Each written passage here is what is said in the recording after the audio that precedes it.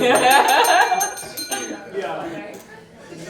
I'm a Brooklynite that looks. No, no, you shut the yappers out. You just come in to an apartment, which is my apartment, happens once a month, and it's 18 strangers, one long table, everyone sits together, and it's just 4 hours of really organic, community chat. You get to taste amazing food, and I just love the feeling of, people letting their walls down. I'm Nirupa, by the way. Thank you for coming. I am your host for the night, and the chef, and the person who kind of walks you through all the food you're going to eat, all the great food you're going to eat. It's a place where people come and meet for communal dining. It's a place where you can come as a stranger, sit down, have a meal with someone. I love curating food, and my background is from South India, so I love adding South Asian takes on modern cuisine. And I love the whole community aspect of it, so I just put two and two together. And each of you have your own individual question.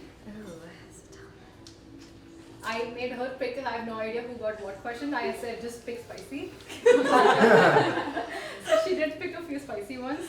So if you're one of those, then I feel sorry for you. I'm Pranav. The question here is, what would you do if you had no fear?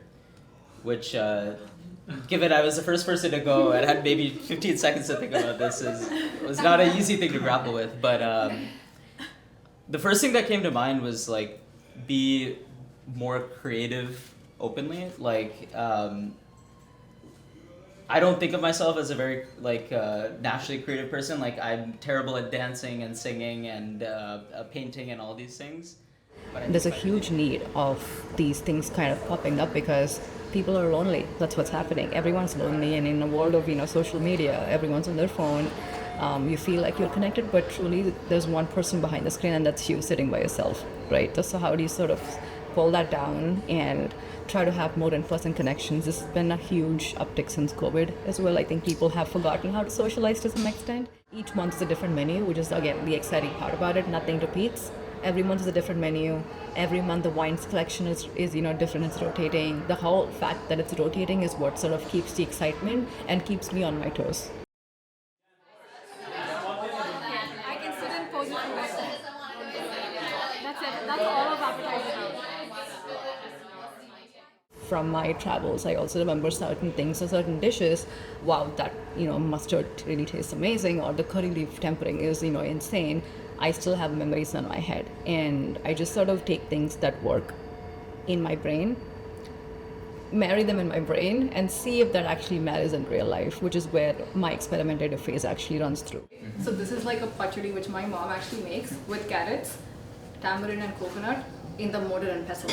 I don't have one of those, so I try to kind of mimic and replicate that. But my take on that was keep the whole pachadi the same, but I put in some crispy curry leaves, and I put in some garlic chips for crunch because it's a very smooth dip to go with. So let me know how it is. I've never tasted with this mix in there. Sometimes I just take a shot and it could be a flop or a hit, but I hope it's not a flop. So hopefully that works. Indian roots are just so beautiful. I think the story about how spices were born, how they traveled, how every single dish is multi steps. There's a lot of love that you put into cooking. I really miss that. But the idea is trying things that people have never tried, sort of pushing people out of their comfort zone, whether it's stepping out of their apartment, joining a dinner solo, or trying dishes solo. For me, it's a way of pushing myself out of a box and having me experiment things. It's something I'm doing straight out of my passion. There's a lot of hours that go into it. I'm on my feet 3 days nonstop before the dinner. So there's a lot that, this needs / goes into, and there's not a lot that I sort of pocket, right? So it's less about that, but there's a feeling that you sort of stick with.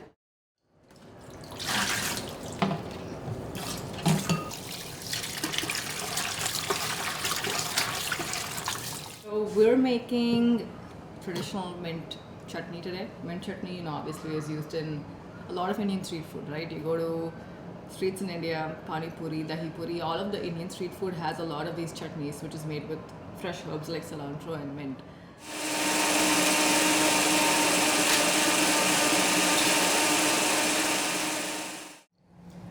Needs maybe more I would say tamarind, for sure. Such a labor of love. This is actually a condiment that's going to be used in one of the dishes that I serve. So one of the dishes I have for the dinner in the appetizer round is called burrata chaat.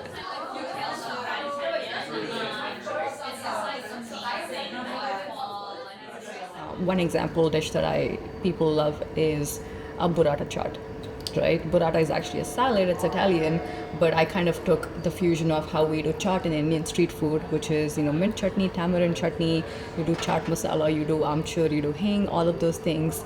It cannot go wrong. I think it just on paper, it cannot go wrong. That is the number one dish that has run in our supper clubs. People always come back, they're like, where is the burrata chaat? They love it. The beauty of, this compared to a restaurant is you're going to go to a restaurant with a bunch of friends, you know them, there's nothing new. The new part of the experience is actually food. When you're looking at Bazaar, one, you're coming by yourself. You don't know who's going to be sitting next to you. You don't know what food you're going to be eating, right? And it's also super intimate. So the whole beauty is how you sort of create that homely, warm, slightly whimsical feeling in your house with strangers. Yeah, actually both of them helped set up the table entirely. I didn't do anything. It was just them both. So fun, right? How the colors kind of It's come so through. fun, yeah. You guys like do events or something, or are you? No, I actually came to a dinner a few months ago, and I live in the neighborhood, and I basically forced Nirupa to be friends with me. And then I forced her to let me help her. This was just such a fun event. I was like, I wanted to see her in action. Yeah, That's just how it happens. Yeah. I mean, what else would I need people, I'm like in my kitchen cooking the whole time. The whole idea of Bazaar is you come alone, sit down, have a meal with someone. Anthony Bourdain also says that you learn a lot about a person when you sit down with them, have a meal, right? Talk with someone who has very different perspective than you together at a meal.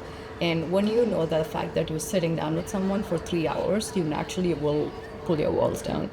I think it's a way for people taking a chance of putting themselves out there, finding something new, and you would never regret it.